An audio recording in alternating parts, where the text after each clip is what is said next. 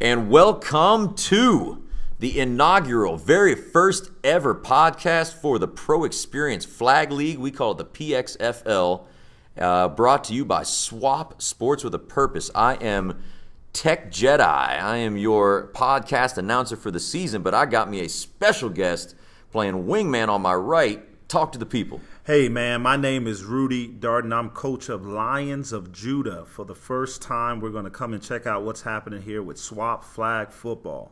You know it. Now, here's the thing. Some of you out there have heard my podcast before in prior leagues, so you know about my on-air persona, Tech Jedi, but I'm also going to be the commish in this particular league. And others of you know me as MJ. I'm going to be both the commissioner and a coach at the same time this season. So, without further ado, let's go ahead and jump on into what's going on here in this brand new league that you guys are all a part of.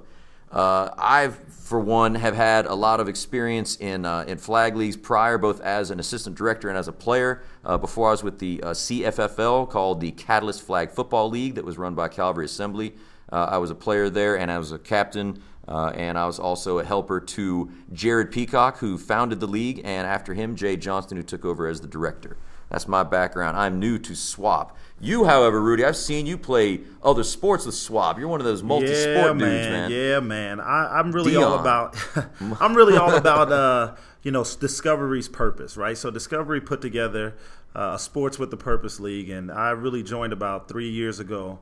And I began to play basketball, and I was really itching for an opportunity to play flag football. So I'm excited about what we're about to do here. I know some of you may have had some experience with other flag football leagues, but this one we want to make sure that we understand it's revolving around a particular purpose. So that's what I'm here for. I'm here for the sports side of it, but I'm also here for the purpose side of it, which is how do we establish relationships with other guys who have the same interests as us. You know it, man. And your team, team name in the basketball league was Fellowship of Christian Men, am I right? That's right. Fellowship of Christian Men, FCM. We won about one game. So that lets you know how we really were looking to win off the court, but right? You dudes were pleasant every time. I'm serious, man. I never saw you not laughing and smiling regardless, though. Yeah, man. We try to make sure we win off the court, even if that means that in some way or another we take a loss on the court. So, yeah, I respected that. I enjoyed playing you guys. It was always a fun game. Yeah, because you beat us. Yeah, that's probably why you enjoy that.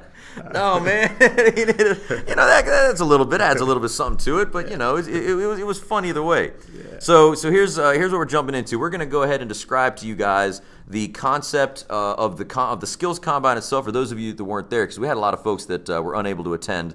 We'll also give a quick rundown of the draft, or at least the idea behind it, how we got our teams together, and then we'll kind of flesh out the rest of the league for you, stuff you can expect to see on the website, stuff that you can expect to see on Sundays at the games, and everything in between. All right, so let's get rocking.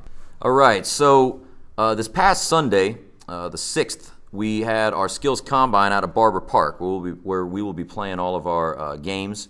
And we got everybody kind of adjusted to the concept of the league, some of our rules with the blocking and all that kind of stuff. But we also got the coaches a chance to see who it is they're going to be drafting. This, I want to remind those that are joining up in our league, this is the very first season of the PXFL. We have not had this style of flag football with Swap before. I'm told from Kirk and some of the other directors that Swap has had football leagues in the past, but it was years ago, and it was very it was standard style. It was real basic style. So the combine is a brand new thing. So we got out there and we gave the coaches a chance to see who they're going to be drafting.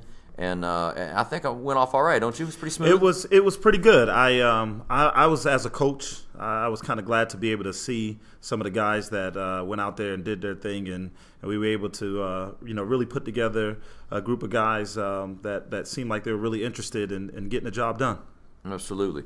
We had a lot of help out there. I want to give a real quick thanks, but a very sincere thanks to everybody, Jimmy and Charlie and Courtney and Mark, everybody who helped out with not just setting up but keeping the thing running smooth. I could not have done it without them. It would have been just too much, and I would have collapsed, man. That was just nonsense. So many people, so many things to do. But thank you to them, and thanks to all the fellas coming out there and playing out there in the bitter cold we had out there. It was cold, wasn't it? Oh, man. MJ, I tell you, here's the thing, man. One thing that came from the combine, right? So we got to get into, like, what happened at the combine. Sure. One of the things that, as a newbie coming out there, one of the things I saw out there was this much discussion was made about the 40, right? Yeah, so right. like those 40 times, right? Give us some insight into, because I'm gonna tell you about those 40 times, but give us some insight into those 40 times. So real quick background on it. There were 4 different stations that we had set up initially. It was going to be your 40-yard dash, an agility drill area, a blocking drill area, and passing and receiving. Well, when we went to set everybody up and we asked how many people were interested in being offensive linemen and defensive linemen and blocking, we had a hot 3 people who agreed to be. And this is, I'm speaking to everybody out there, especially my team. Y'all better be ready to block. Someone has to play offensive lineman. I know already I don't want to block. I ain't going to do it. I ain't going to. But the way the rules are set up in this league, we got to have 2 guys on the line. That's right. And that's a good precursor. We're gonna talk all about the rules. I'm glad you brought that up because that's a main one we got to talk about. So even though they didn't get to see that, right? Right. We got no blocking. We got no blocking. Right. I mean, out of the combine, we didn't get to see any of the blocking until scrimmage time. Yeah. So what it ended up being was we had a passing and receiving drill kind of at the same time, and then we had a 40-yard dash. Yeah. Because of how long the registration took to sign up, we didn't even do agility, which is a shame, but that's the way it goes in your first year. You got to roll with the punches. So all right, so we do our pass and receiving drill, and everybody's having a good time, and everybody's throwing the ball, blah blah blah. Everybody's doing the thing. All right, so now it's time to the 40, and you got people strutting and doing their thing. I'm the fastest, and I heard it all before. Everybody thinks they're the fastest. So we get out there, all right, we set it up. The field is marked off in 20-yard quadrants. Every time you cross the next 20-yard line, you get a new first down. So the field's already lined off, already marked off, all right? Somehow, some way, somebody got the impression that these weren't full 40-yard areas it wasn't areas that of somebody distance. got the impression they were not Nonsense. full 40 yards. Total nonsense. No, because I kind of here's why I say much talk was about the 40-yard, because when we went out there, I had my pad as a coach. Sure. I had my pad and my paper ready, and I went out there to clock some times and write down some names, and about the third runner ran a 3.9. That's right. Right. So I looked at that 3.9 time, which would mean that would be NFL caliber. So I looked at that time and I really said to myself, one, I really want this guy because he ran a 3.9, which, by the way, his name was Mark Bembry, and I did draft him, so I had to get him, even though that 3.9 time probably wasn't, let's say, NFL Combine 40-yard dash 3.9 time. Is that safe to say? I have an explanation for that, but go ahead and finish up. I can explain that. Well, what I'm saying is that there were some times out there that were a little questionable. Even when I put my pad down and got down there to run my 40-yard, I pulled a hamstring right about at the 30-yard, 35, and I kind of crawled in, and I still ran a 4.6. Now, I mean, that was remarkable for me to be able to get that time, considering, pulling up on a hamstring. So let's just say we could crawl in, but yeah. Let's just say that 4.6 time, I probably could. That would put me in the NFL right now if I could run a 4.6, right? I don't know. I thought like 4.2, 4.3 was sort of the. That's the fastest in the NFL. I mean, Chris Johnson is one of the fastest running backs, and he runs a 4.2. I mean, they call him lightning in a bottle. We had a guy out there that ran a 3.9, right? Listen, it wasn't the distance. It's amazing. It is, and it wasn't. And by the way, I want to point this out. You did end up drafting the dude. I did draft him. But from what I understand, though, it was after much jawboning with him, though. I had to give him some. There was something between y'all. He was under the impression that you didn't like him at first. Yeah. Well, I had to throw it off. I had to throw the scent off. I had to get him, kind of going. But do you think I would pass up on somebody who ran the fastest time, whether it was 40 yards or not? I wanted to take the guy who ran the fastest. What's funny is that he came into the draft room. Those that were at the draft room probably heard him say this. I heard him say this, but I didn't know why. Afterwards, I got the story behind why. But he came into the room saying, looking for you specifically, and telling me, I do not want to be on his team. Yeah. He better not draft me. Yeah. I am not going to play for him because apparently he took you serious. Like you were throwing all the rest of us off the scent, I guess, trying to make it seem like you. I didn't want him. That's what I wanted to say. I didn't want him. I didn't know what it is you said to him, but he was hot, man. He was 38 hot. I don't know because what he it was. mentioned something about his knee. Mark, if you're listening to this, man, I know you mentioned something about your knee, and I tried to hype up that you had a hurt knee so nobody would take you. Okay. What I wanted to do was actually throw the other coaches off because you were my first. I knew where I wanted to go with my first pick. So I wanted to kind of throw the other coaches off. And it worked. Well, because I was able to pass up my first round draft pick. Yeah. I traded down. And then I went into the second round, and he was my first pick in the second round, even though he ran the fastest time. And the guy that he was linked to, Jonathan Velasquez, he's a good player too. Shutdown corner, he's a good wide player. Receiver. I had my eye on him. How many times did I ask him, "Hey, what's your name?" out there on the field? I must have asked him 5 or 6 times, "What's your name? What's your name?" So to find out that they were a combo, which is what we'll get into about what happened at the combine and how we end up drafting. Yeah. It was amazing. I tried to throw you guys off, and I think I was successful at doing that. So to explain what happened. We have paid officials this season in this league. Those of you that play in other leagues, some of you have seen that, some of you haven't. The CFFL, they don't have paid refs. Orlando Sports Social, they do. So depending on where you're coming from, you may or may not be used to paid refs. But none of the refs in the area are used to our style of rules. So we brought them out for the combine because we knew we were going to scrimmage, and I wanted to train them and get them used to our rules, even though they know the game of flag football. So one of the basically our head ref's name is his nickname's Brew. We call him Brew. He was calling the go, and then I was timing. The commish. I was doing the time, the stopwatch.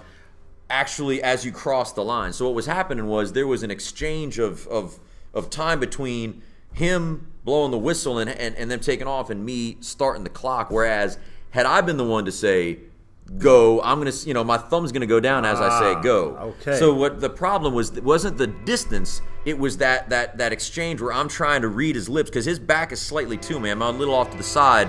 He's at the front. Wow. We're gonna have to work on this. Hey, if y'all can hear that, man, my apologies. They kicked us out of the church, so the fact is we're actually recording this out on the train station on the tracks right now. You can't see this, but he and I had to jump off of the tracks to avoid being run over by the train. So my apologies. Did you see that? Yeah, man. I know you heard quick. You're getting quick in your age, man. Hey, you man. still got some quicks in you. Must not. I tried to. That 4.6 coming in. Right. And you're a fast healer. Oh, man. So, yeah, that's what it was. It was the exchange of time. That's the only reason. Because there were other guys that ran like 5.2s and 5.3s. So, I mean, there were legit time. And they were legitimately slow, and that's why I didn't draft them. So right. No, actually, I think you did. Just probably like round 7 or 8. I did. But no. So that's what happened there. So so the combine went like that. We had the passing drill. We had a lot of people out there because in this season, with having never had a year before, everybody's a rookie. Next season and every ensuing season, only rookies, only first-time players have to come to the combine. Okay. Reason being, and this is important for you to know, Coach, also, so this may be the first you've heard it, we're going to be keeping full statistics all season long, every game. And when I say full, I mean defensive stats, QB rating, drops, targets. Who's doing all that? Who's going to be taking those stats? It's a good question. It's going to be a 2-prong attack. We have helpers that are going to be physically taking the stats out there. Probably the folks that you saw helping out at the combine, Courtney and Charlie and some of those guys. They're going to be hand taking stats. But we've also got 3, count them, 1, 2, 3 beautiful cameras that are going to be filming every play of every game. So we're going to be able to reconcile after the game the film to the stats that are taken. So we've got basically a safety net to make sure that every stat is right for every play of every game. Makes sense. Sounds good. I'm excited. Ready Absolutely. for it. So with those stats, every season after this year, every coach, even if you're a first-time new coach and you don't know anybody, you can go to our website, check out prior season statistics, and get a sense of who did what that way. Yes. That way they don't need to come to the combine and have another 50 guys out there running around. You only need, 15, 20 guys tops. That's maximum. That's if they're brand new players. And Commish, what that means is that there's no hiding. Nobody can hide and say, yeah, I was really good on my team. No, we got the video and the stats to prove it. Exactly. And I probably am speaking kind of too fast because I guess. No. That's a good segue because that leads right into the draft and the concept of the present players using their names and the absent players getting a random number assigned. So here's how this went. I took an attendance of all the people that are out there at the combine, physically there for the coaches to get to see how they actually play.